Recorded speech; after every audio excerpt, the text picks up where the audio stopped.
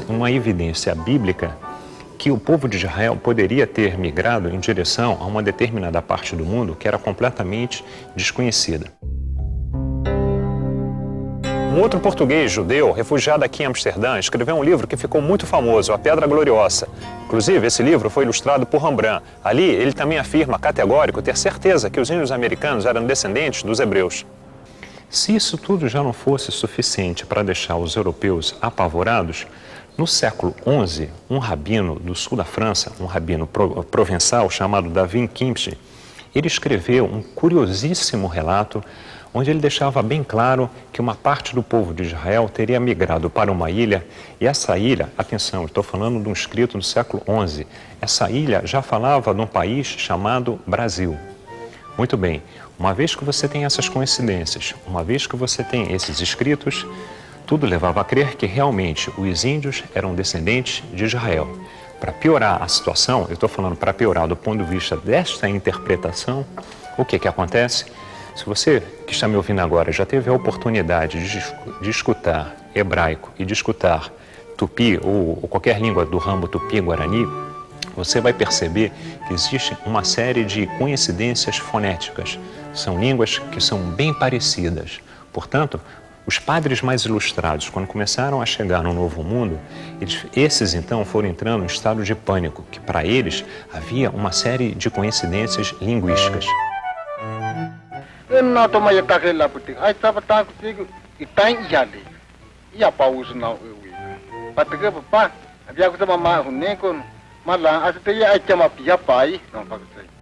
בראשית ברא אלוהים את השמיים ואת הארץ, והארץ הייתה תוהו ובוהו וחושך על פני תהום, ורוח אלוהים מרחפת על פני המים. ויאמר אלוהים, יהי אור, והיה אור. Mais adiante, no século XVII, tem um ótimo exemplo para mostrar de como a cristandade ainda suspeitava dessa hipotética origem judaica dos nossos índios. É que o grande padre Antônio Vieira, ele chegou mesmo a organizar uma expedição no Maranhão atrás de tribos descendentes de homens brancos. E o padre Antônio Vieira, um homem acima de qualquer suspeita, era um homem muito ilustrado e sem nenhum tipo de preconceito, principalmente em relação aos filhos de Israel. O padre Antônio Vieira foi um homem que sempre pregou a livre liberdade, a liberdade de consciência, a liberdade religiosa, mesmo no Brasil. O que os católicos então fizeram? Mandaram para o Novo Mundo um padre jesuíta, o padre José de Acosta. E esse padre, ele veio com a missão de resolver essa questão. E era uma coisa muito importante para a igreja. O que o padre José Acosta faz? Ele percorre todo o mundo novo, do Alasca à Terra do Fogo, de Lima até o Atlântico. E ele vai fazendo essa viagem atrás de desvendar esse mistério. Afinal de contas, era uma coisa embaraçosa para os cristãos que estavam, na verdade, meio que ainda em Guerra Santa. E por que em Guerra Santa?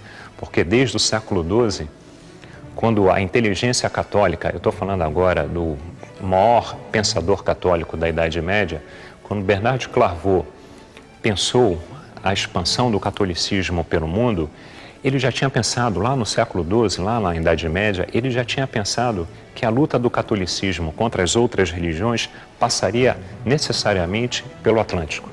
Tá? Ele tinha imaginado a seguinte estratégia, e naquele tempo o grande inimigo do cristianismo, como em parte ainda é, vamos dizer assim, a grosso modo, é o quê? São os muçulmanos.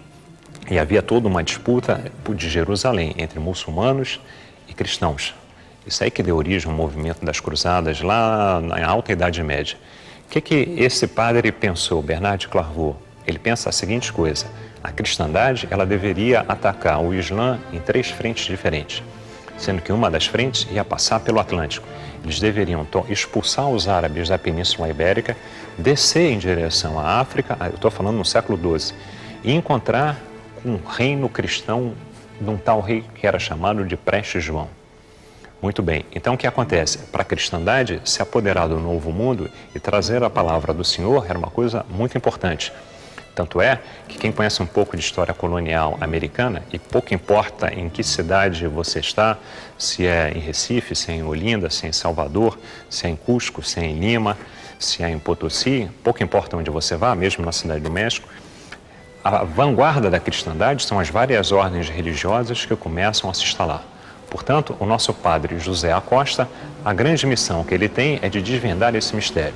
E após viajar 17 anos em todo o continente, ele começa a mais ou menos elaborar uma tese para dar uma explicação a essa questão que tanto afligia a cristandade. E ele vai chegar a que conclusão? Ele levanta algumas hipóteses. A primeira que ele levanta é a seguinte: será que teria ocorrido uma segunda arca de Noé? E ele caminha mais ou menos dentro dessa tese. Será que os descendentes diretos de Noé, Noé era um navegador e toda a linhagem de Noé são ótimos navegadores? Será que os descendentes de Noé não fizeram outras arcas e não saíram pelo mundo navegando? Depois ele vai dizer, não, essa tese ela é plausível, mas ela não faz sentido. E por que ela não faz sentido? Porque a própria Bíblia não fala nada de uma segunda arca de Noé, nem de Sem, nem de Caim, nem de ninguém. Muito bem, então essa hipótese não era possível. Teriam sido os anjos que teriam transportado essas pessoas em direção a um mundo novo? Depois ele volta para a Bíblia e diz, mas a Bíblia também não fala nada de anjos transportando pessoas de um lado para o outro. Tá? Muito intrigado, ele resolve então achar, teria sido um cavalo alado? Mas a Bíblia também não fala absolutamente nada de cavalo alado. Ele tinha que dar uma explicação plausível, que todo mundo aceitasse como verdadeira, de como é que essas pessoas tinham chegado nessa terra. Então ele chega a uma conclusão que é muito fácil de se chegar, vamos dizer assim. Claro que muito fácil para nós hoje no final do milênio. Essas pessoas, elas passaram a pé. Logo, só a gente é preciso descobrir por onde que se deu essa passagem. E ele vai formular uma tese que todo mundo já ouviu falar e praticamente todo mundo aprendeu na escola. Ele vai formular em pleno século XVI, sem nenhum grande embasamento científico e teórico, ele vai decretar uma verdade que se perpetua através do tempo. Ele vai dizer o quê? Que os descendentes dos índios americanos, eles entraram pelo Estreito de Bering. Ele mesmo imagina que houve um determinado momento que o estreito deve ter secado ou congelado e por aí passaram hordas de seres humanos. Muito bem. De lá para cá, isso foi sendo repetido, mas na verdade falta uma certa base científica. Eu não estou querendo dizer que a tese de Bering ela não seja verdadeira. Claro que ela tem muito de verdadeiro, até porque hoje é aceito, a ciência aceita como verdade, que durante a última era glacial, o Estreito de Bering, no seu ponto mais profundo, ele tem apenas 45 metros. Na última era glacial, o que aconteceu com o nível dos oceanos? Ele recua, e na medida que ele recua, o estreito seca e os povos passam. Isso é cientificamente comprovado. Em parte. E por que em parte? Em parte porque, atualmente, há muito pouco tempo atrás, graças aos avanços da biologia molecular, já foram feitos exames com DNA de índios da costa atlântica do nosso continente. E, por incrível que pareça, os povos que povoam o Atlântico, a margem atlântica do nosso continente, a origem genética deles não é da Mongólia, não é da Ásia, e sim da Polinésia. Logo, o nosso querido padre José de Acosta, que escreveu um livro chamado História Natural e Moral das Índias, ele estava, na verdade, na medida que ele formulou a tese de Bering, formulando uma tese que eu vou considerar hoje aqui como racista.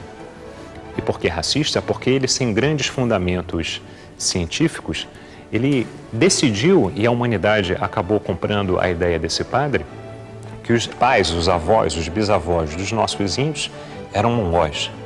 Isso porque eles precisavam dessa explicação. Muito bem, então essa é, na verdade, o primeiro grande acontecimento envolvendo os filhos de Israel no mundo novo. A segunda questão concernente aos judeus no mundo novo tem tudo a ver com Pernambuco, especificamente aqui em Recife. Recife, na verdade, vai ser o grande oásis para os judeus no mundo novo. Vai ser o grande paraíso. Praticamente um novo Israel no mundo novo.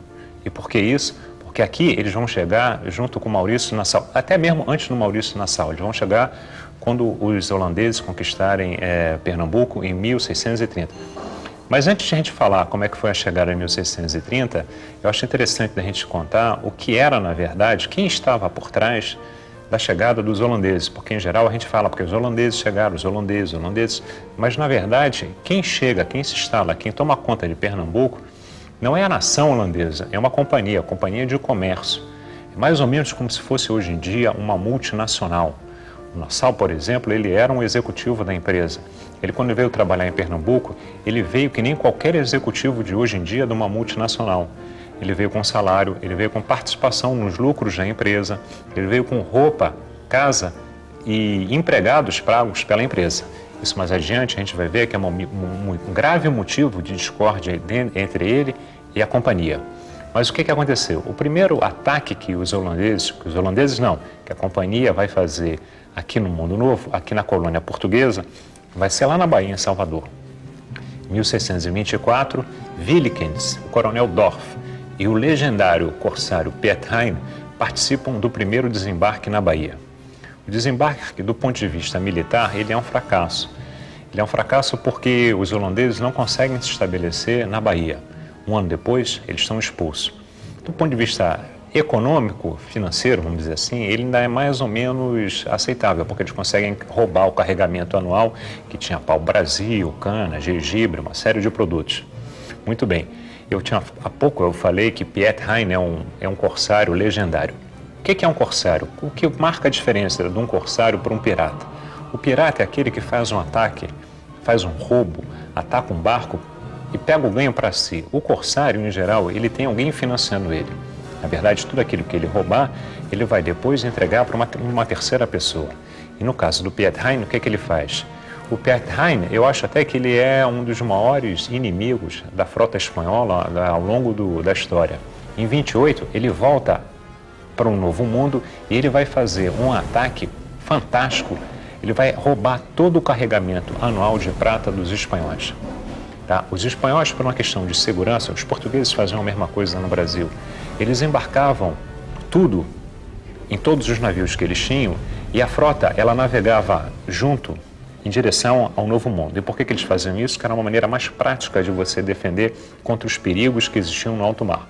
E principalmente contra os perigos que existiam no norte da África. Em geral, esses carregamentos que vinham do Novo Mundo, quando eles se aproximavam do norte da África, a pirataria comia solta. Tinha pirata morisco que vinha de Argel, tinha pirata que vinha do Marrocos, muitos até nem eram piratas, eram corsários. Mas, muito bem, e Piet Hein, ele consegue roubar o carregamento anual de prata e ele ganha tanto dinheiro, que diz a lenda que ele teria chegado no porto de Roterdã com uma vela de seda.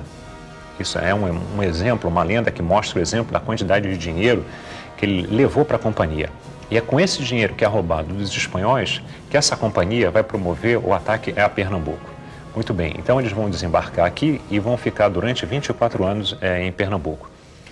E interessante que a gente hoje em dia, por conta até da decadência do setor do açúcar no Brasil, a gente não tem muito claro a dimensão do que foi a riqueza produzida nesses 100 primeiros anos, nesses 150 primeiros anos, vamos melhor dizer, da produção de açúcar no nosso país. Mas a quantidade de dinheiro que isso gerava era uma coisa fabulosa.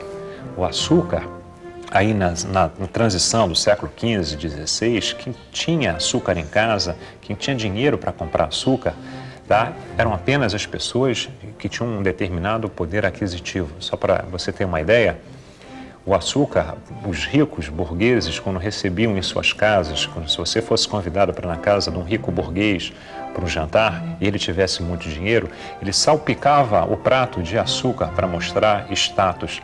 Na Idade Média, por exemplo, uma jovem engenheirada, quando casava, era comum de se dar açúcar como dote. Muito bem, é isso que vai atrair os pernambucanos.